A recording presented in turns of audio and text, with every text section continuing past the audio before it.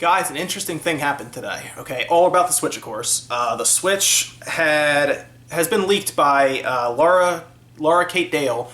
It's a Twitter handle that is very, very good with their leaks and their rumors, and a lot of them end up being true, which is very cool because we can kind of get an eye out and see what's happening.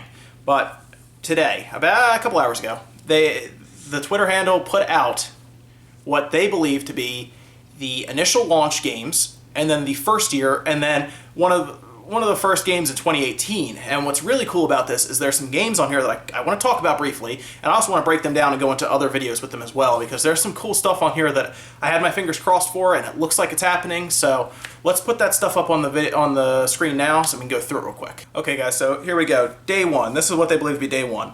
The 3D Mario game, which of course we did see very briefly in that initial trailer, which most of us think is going to be day one anyway, because you need something. You need Mario or Zelda, they'll get Mario.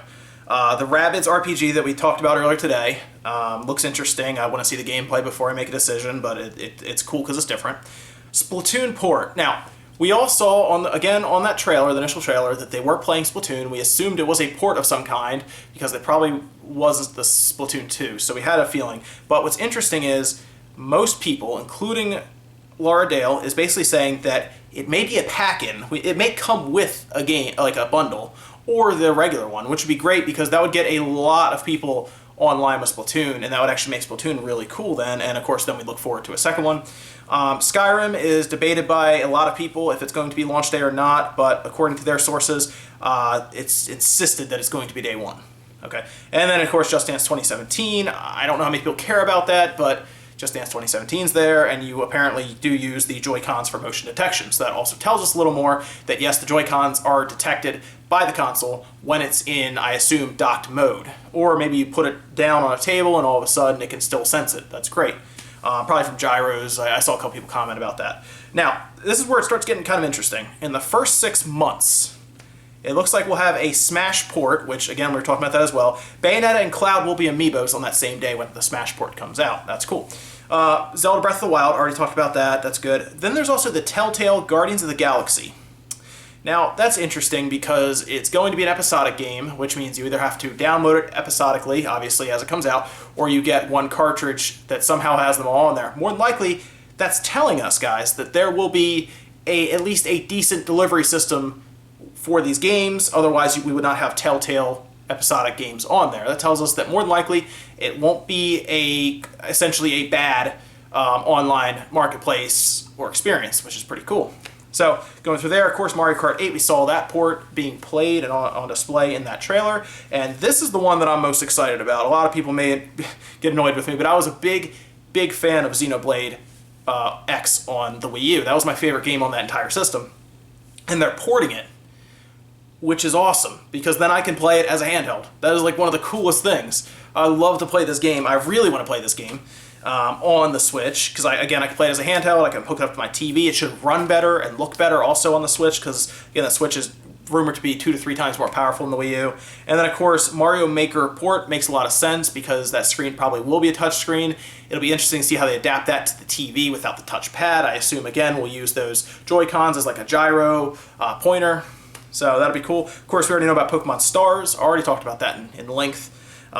Probably it says it may slip to like the fall, which is fine as long as it's here for Christmas, because Christmas is when you want to push systems. If you come out with this Pokemon game, and we probably won't get another one next year anyway for the handhelds, so that actually makes a lot of sense.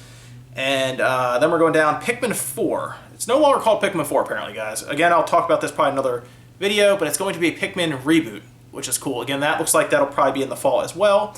And then the big one is 2018 Beyond Good and Evil, not a direct sequel, guys, a semi-reboot. Okay? And it looks to be a Switch exclusive, which means Nintendo is probably funding some part of that to get it on the Switch, which tells me again, guys, that Nintendo is basically going all in here with their games. They know they cannot mess up these games. They need games for the system, and that backing appears to be there. Beyond Good and Evil is a huge cult classic. Everybody seems to love it that's played it. And I played it on the original Xbox and then on the PC, and I did like it. It was a fun game. I think it'll actually be a very unique addition to the Switch. We have to wait till 2018, but that's fine. We need to make sure that there are staggered releases. We can't just get everything at day one, guys. Otherwise, you'll run into the same problem you did with the Wii U. But this is a very strong first year here. I mean, that's everything. From day one up to the end of 2017, that is massive. And it looks like, if you look at the top, they believe, as well as pretty much everyone does, that March 17th appears to be the launch day, here and in Europe. It says PAL at the top. We don't know about Japan. Sometimes Japan launches a week after it happens. I don't know. It's kind of odd that way because Nintendo obviously is a Japanese company, but sometimes it takes them a week after to get it. But it looks very promising. I want to go into some of these games in detail in some other videos because some of them are really cool. I want to talk about Pikmin. I want to talk about the possibility of episodic content with Telltale. And then, of course, if you missed it, look on this list because look at Breath of the Wild. Next to that, a demo is in development. So, that's hard to say if it's a demo for press in the January release, or maybe they'll do something in February. That could be a demo that we download in the marketplace to kind of keep us interested, you know, guys. Maybe we get to try out Zelda Breath of the Wild on day one or even the following month. So that would be really cool. Again, this is a really good launch lineup here and a really good first year. It's just going to come down to moving these Switches. Nintendo knows that. So put the games on it, let's move these systems. So I'll go into some more of those, like I said, guys, down the road. So definitely check back in, and I will see you guys next time.